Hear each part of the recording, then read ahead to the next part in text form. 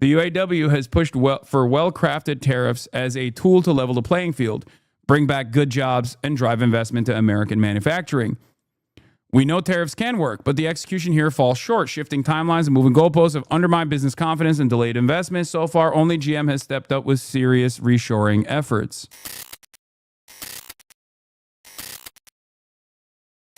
The Japan trade deal info on Trump's desk was altered by hand with a marker. President Donald Trump announced a trade deal with Japan, which he said includes a 15% tariff rate and $550 billion of Japanese investments into the United States. A card on his desk with details of the deal shows discrepancies and last-minute edits, according to a photo posted on X by Dan Scavino. President Trump's art of the deal seemed to play out in real time on Tuesday. Trump on Tuesday night announced his Truth Social platform, what he called a massive trade agreement with Japan, which the president said includes a 15% tariff rate and $550 billion in investments. By the way, I do love that Donald Trump just keeps adding tariffs and then taking out tariffs. And then the only promise he gets is an IOU letter from these countries about massive investments. Okay. It's always, I feel like these guys have realized, like, the Oracle CEO, Sam Altman, all of these dudes have basically realized that, like, as long as you say you're going to spend $7 quintillion on American soil, Trump will go, that's a great number. It's the biggest number from the standpoint of mathematics. My uncle was an MIT math professor. And then he just like repeats that number over and over again. And it's basically, that's it. Like, it's just, you get whatever you want. You just say he's hot. You say the economy is hot. You say America is hot. And then you say you're going to spend, a number that no one has ever heard before on American soil. And then he goes, great. But the details of that deal on a card on Trump's desk during a meeting with the Japanese delegation and top White House aides shows discrepancies in last-minute edits. The card on Trump's desk displays a 10% tariff, in addition to a 15% levy rate on the automotive, pharmaceutical, and semiconductor industries. However, Trump said in his Truth Social post that only Japan will face a rate of 15% without elaborating. Japan will pay reciprocal tariffs to the United States of 15%, below the tariff rate for in large lettering. That seems to reference Japan's plan to invest in the U.S., which Trump explained in his social media post. But Trump used a different figure in his post than even the altered amount on the card, saying that Japan would invest $550 billion. It is not clear why the amount in his post is $50 billion higher than the altered amount on the card. Japan will invest, at my direction, $550 billion in the United States, which will receive 90% of the profits. This deal will create hundreds of thousands of jobs. There has never been anything like it.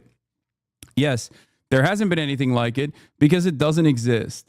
Okay, it's not real. Anyway, here's some more details. Japan's tariff negotiator, Ryoshi Akazawa, offered this explanation to reporters in D.C. last night, per CNN. Akazawa explained that the Japanese injection of $550 billion into the U.S. would be in the form of equity and loan to support the Japanese businesses' investments in key fields such as pharmaceuticals and semiconductors.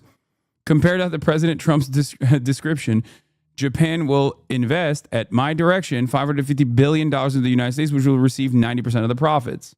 Yes. Taking out a Japanese loan for this to say he made $550 billion? Yeah. Japan is letting me hold the money. Hold it. Big bro. We're going to make it big. Also, here is Spencer Hakimian's take on the tariffs. Toyota is up 8% on the news of a 15% tariff. Why? It's simple. Ford, General Motors, Tesla, and all the other American manufacturers are going to be paying 50% more for their steel, 50% more for their copper, and 25% more for their Canadian production, 15% more for the Mexican production, and 55% on their Chinese production. Toyota only has to pay 15% more, and they're done with all the shenanigans. Ford has to pay much more than that. A lot more, in fact. We've given a Japanese car company an advantage over American car companies, all in the hope of bringing auto jobs back to America. Zero deal, zero dimension chess. Art of the steel, baby. UAW statement trashing the Japan trade deal will hurt our members across the country and other workers as well. Here's the UAW statement on the U.S. trade agreement with Japan. The UAW is deeply angered by the Trump administration's announced trade deal with Japan. What we've seen so far makes one thing clear. American workers are once again being left behind. I hate to say this, but, there is a little bit of a I told you so moment here for the UAW, which was in favor, understandably, because they are trade protectionists, when Trump was first implementing his tariffs regime. The automobile industry is one of the only industries in the country that isn't directly related to weapons manufacturing that has domestic production. Okay, so it's understandable that the UAW would say, we are in favor of trade protectionism because it's one of the few industries that could be protected. It's one of the few industries of trade that could technically be protected because there is domestic manufacturing. Having said that, of course, the American domestic manufacturing of automobiles still heavily relies on Canadian production and Mexican production. It passes by those nation-state boundaries on numerous occasions before the final product is put together. So that in and of itself would most likely, that in and of itself was always going to impact automobile manufacturing. But here they are saying, for decades, Japanese automakers have exploited open access to U.S. markets while failing to do right by American workers. Now, instead of addressing the problem, this deal gives them another break at the expense of the very companies and workers that built the American auto industry into the global standard for good jobs and world-class products. The UAW has pushed for well-crafted tariffs as a tool to level the playing field, bring back good jobs, and drive investment to American manufacturing. We know tariffs can work, but the execution here falls short. Shifting timelines and moving goalposts have undermined business confidence and delayed investment. So far, only GM has stepped up with serious reshoring efforts. The Global Business Alliance basically says the foreign direct investment claims are bullshit. Foreign direct investment into the United States totaled $52.8 billion in the first quarter of 2025, a 34% decrease over the fourth quarter of 2024. Net equity flows registered $19 billion in the first quarter in 2025, composing 36%. Reinvestment of earnings stood at $40 billion in the first quarter of 2025, accounting for some 75% of the foreign direct investment into the United States. Foreign direct investment in the United States in 2024 was revised down to $292 billion, making it a weaker than average year for the foreign direct investment into the United States over the past decade. Here's a chart that will help you understand it a little bit better. The problem in globalization is that you moron Yankees vote a brainless donkey into office and the rest of the world suffers. I don't understand. Foreign direct investment into the United States totaled $52.8 billion in the first quarter of 2025. This number falls short of the $7 quadrillion that Donald Trump has been waving around. I thought that the foreign direct investment into the United States was actually, $100 gorillion, as a matter of fact. So where is that? This is short 99.99999 gorillion dollars, it seems. Where is the money? Where is the money? I thought this was investment like no one has ever seen before. Rather than building on that momentum, rewarding companies investing in union jobs, this deal hands a win to transnational automakers that rely on low road labor practices, substandard wages, excessive temps, and union busting. Now, those same companies stand to benefit from lower tariffs, while unionized automakers who could quickly create tens of thousands of good jobs using existing capacity are left with fewer incentives to do so. A better deal would have held Japanese automakers to the same standards U.S. workers have fought for at GM, Ford, and Stellantis: living wages, quality, healthcare, secure retirements, job stability, and the freedom to form unions without intimidation. Yeah, except Trump would never do that. For the record, can you imagine Trump using tariffs to say to Japan that Japanese auto manufacturers have to onshore their manufacturing to the United States while simultaneously implementing unionization agreements in the process? Not only are we slapping tariffs on you, that you have to have your existing factories unionized with the UAW. That would, of course, never happen, and it never will, and it's not going to happen. And even the fucking Brandon administration did not do that, and did not hold like Tesla to account, for example, or other American manufacturers to account when they were offering literal domestic subsidies to domestic car manufacturers. This is something that I was critical on with the Biden administration as well. When the Biden administration was offering many benefits to U.S. domestic manufacturers, or even different components that you could build for renewable energy to build a robust renewable energy sector, which the Trump administration is basically gutting already with not Build Back Better, sorry, Big Beautiful Bill. There's 2 BBBs, which is crazy. The Brandon administration did not do that. If this becomes a blueprint for trade with Europe or South Korea, it will be a major missed opportunity after decades of failed trade policy. American workers don't need another deal that pushes them down for demanding a better life. We need trade deals that raise standards, not rewards race to the bottom. This deal does the opposite. Yeah. Commerce Secretary Howard Lutnick appeared to take credit for the board in a Wednesday morning interview with Bloomberg, but did not directly address the edits or discrepancies. Bro, isn't this a W, though? I love Toyotas. I mean, I love Toyotas, too. I love Toyotas as well. I bought my brother a RAV4. Shit's mint. I want a Toyota Hilux. Having said that, I love American labor more than I love Toyotas. Why not a Supra? Why didn't I buy my brother a Supra? Because he's about to have a family. He's getting married. He's going to inevitably have children. That's why I didn't buy him a Supra. And instead bought him a RAV4 that is a plug-in hybrid, as a matter of fact. It's pretty good. That's a different kind of deal, Scott Bessent said. Treasury Secretary Scott Bessent said in a Wednesday morning interview with Bloomberg that auto imports from the U.S. from Japan got the 15% rate despite some other countries' automakers facing higher rates because Japan offered guarantees of equity credit and funding for large U.S. projects.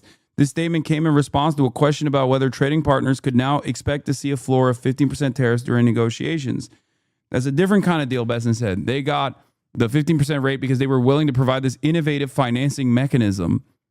Wall Street was left a bit confused by the terms of the deal. Andy LaPerriere, head of the U.S. policy research at Piper Sandler, said Japanese officials are describing it differently when it comes to the investment plan. Japan's leaders, he said, see the $550 billion figure as a cap and inclusive of government loan guarantees, especially given that the Japanese believe they're being bullied into this commitment. They will almost certainly slow walk whatever investments they don't think are in their own economic self-interest, especially when the leadership in the United States of America is so malleable and so easy to influence. By the way, the government of Japan is creating a $500 billion slush fund for Trump to spend as he pleases, according to Howard Lutnick, is what Howard Lutnick is claiming, which probably isn't the case anyway, because the Japanese prime minister did this deal and immediately resigned. Yeah, there is like no matter what happens, it's just like one. Bribing Trump would be the best possible scenario. What will most likely happen is Japanese companies being invested into by the Japanese government, and even that investment will not actually reach $550 billion is what my assessment is. Okay? That's it. I don't think that this is real. Anyway, there's, of course, the Columbia University story. FYI, regarding Japanese pharmaceutical company, and this is Big T plus Japan opened a PMDA, their FDA office in DC. They're throwing all chips in. It's just a rumor that he's resigned, spreading on Twitter, media literacy, guys. Yeah, I mean, isn't there an election happening in Japan? I don't know. As much as a weeb as I am, I'm not. I haven't been paying close attention to. Didn't it happened already? It already happened, gangy. Why are people so locked in? The only thing I know about Japan is Jakara, okay? The only thing I've been paying attention to, two things that are coming out of Japan. One, Jakara, okay? And its healing powers. And two is the remember that crazy party that was doing a rally that we just kind of encountered, the orange one. What is it called? The Saitoshi or whatever? Sanseido. Yeah, Sanseido. Yeah, it turns out that party is gaining. It turns out that party's gaining some prominence. They got one seat, or 14 seats. Sorry, in the last election they had one seat. Now they have 14 seats. So now they have 15 total seats. And that is a Japan First anti-immigrant party. My goats, unfortunately, the JCP, the Japanese Communist Party, despite the fact that their newspaper literally tanked the LDP with their broad coverage over their scandals, has lost seats. In the last election, they had 11 seats. They won 3 seats. The seat change is a seat. Now they have 7 seats, so they lost 4 seats. LDP, on the other hand, was a major loser in this circumstance, losing 18 seats as well. So Satoshi is Ash Ketchum Lamau? No, Sanseido. HasanAbi, Sanseido's 10th pillar of their project is returning the Japanese eating habits centered on rice in order to regain the Yamato spirit. Yes. You got Reiwa, which is the other left party, right?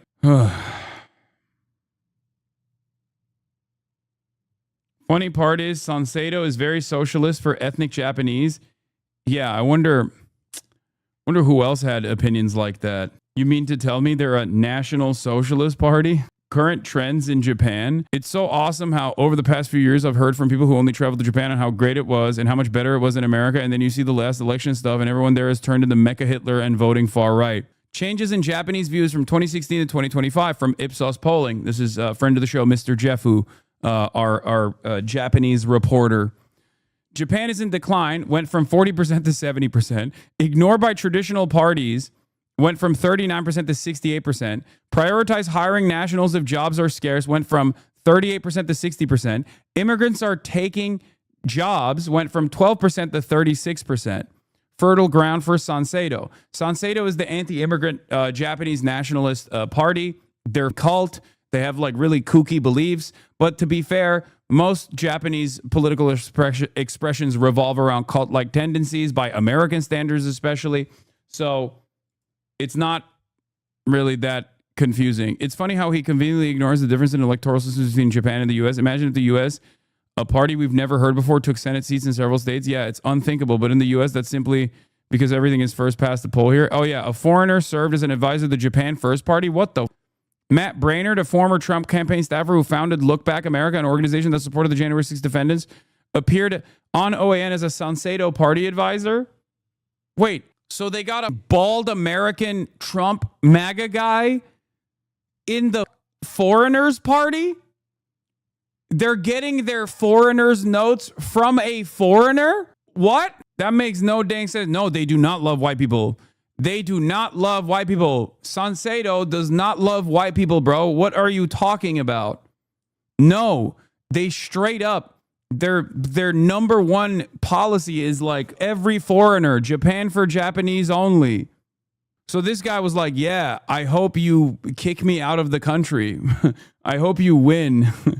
And then make sure that people like myself can never have a job here again. That's cool. No more Bakagaijin party being advised by a Bakagaijin. Meanwhile, NHK party is all about the MAGA aesthetic. Thread, interesting posters of the 2025 Japan upper house election. The first poster features leader of the fringe NHK party declaring himself to be the Japanese Trump. He's wearing a MAGA, not Make Japan Great Again hat. And his poster says he is against illegal immigration. The word illegal is in very small font. He's also wearing a bandage on his head because apparently his slash wound from a March 2025 machete attack has not yet healed. Yeah, I mean, they're irrelevant. Here's another example in English from LDP incumbent Nishida Shoji. Return to Japan. From where? Sounds like a poor translation of Abe's Take Back Japan. You may remember Nishida from my previous thread on his views about Jewish people. Wait, what? The possible defamation on a poster. An incumbent CDP lawmaker has filed a criminal complaint against the NHK party candidate Maeda Taichi for a poster that makes an allegation about a scandal in her personal life. His poster says, don't forgive CDP candidate censored over censored. The media is censoring the information, so I added the gray box. Guess who's also getting praised in Japan? You will never guess the guest. The hardcore super weebs. No. And then I went to work as an assistant professor. No opinion? No opinion? What? Also, the anti-immigrant sentiment in Japanese politics is so funny because, dude, your population is dying. You need immigrants. You literally just need immigrants. There's no other way around this, okay? And you don't have any immigrants. You have a tiny, tiny percentage of the population that are migrant workers. You need more. Japanese people are basically all 78 years old. You literally just need immigrants. I don't understand. It is a island nation that is committed to self-suiciding itself by just basically withering away and dying. They're like, nah, I'd rather die than have working hands. Yeah, I guess you won't have any immigrants at that point because everyone will be dead.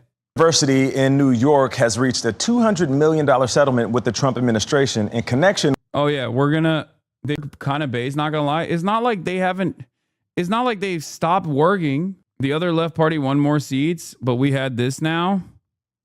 Japanese actor turned lawmaker Taro Yamamoto is pro-Palestine. Yamamoto played Shogo in the movie Battle Royale. Now he leads in the Reiwa Shinsengumi, a progressive anti-establishment party which holds 14 seats in the parliament, 15 seats in the parliament now. Yeah, I didn't get to meet these guys. I went to JCP, which has been getting absolutely cumstered and dumpstered.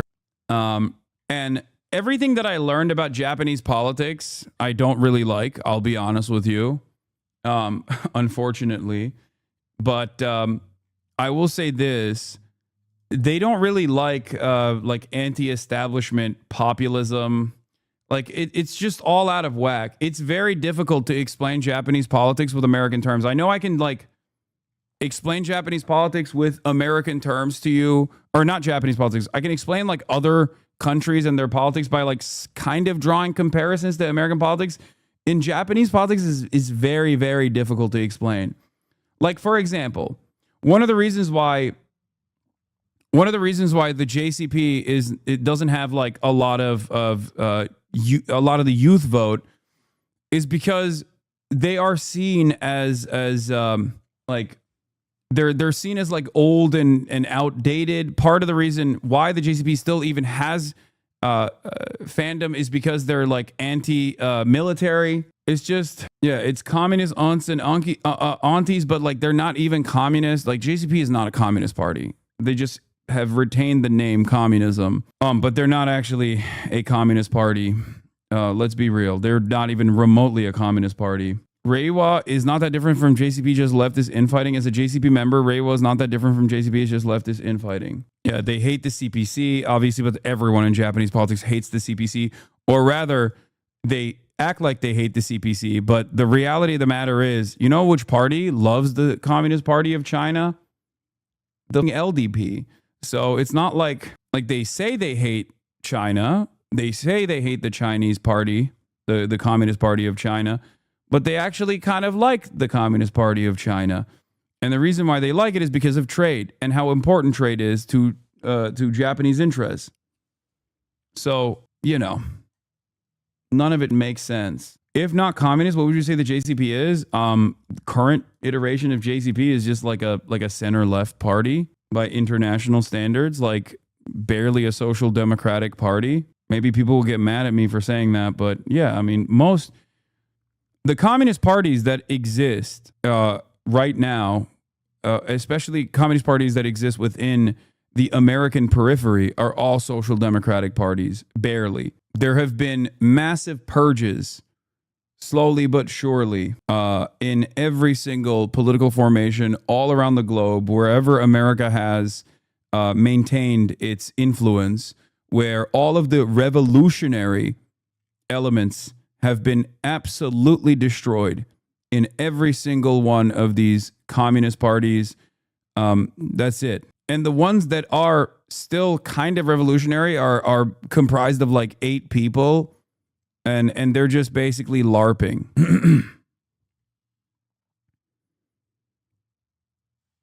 That's it. The way you're describing the JCP's lack of appeal sounds rather similar to communist parties in Europe. In Portugal, youth sees the local communist party as being too old-fashioned and outdated. Yeah. I will say, unironically, I'm not even joking when I say this.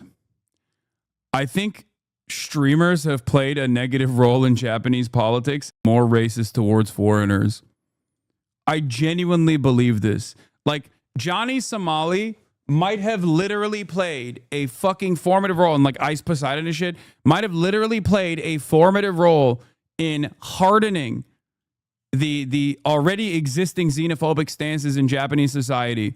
I'm not even joking. Every time a fucking Kick streamer or a Twitch streamer or someone does some fuck shit in Japan, it makes it into Japanese national news. Every time a tourist does something fucked up, it makes it the Japanese national news and everybody talks about it for weeks on end. The JCP did mention to you that they communicated and liked some factions in the CCP. No, they didn't. Huckmag.com, inside the fight against Japan's nuisance streamer epidemic.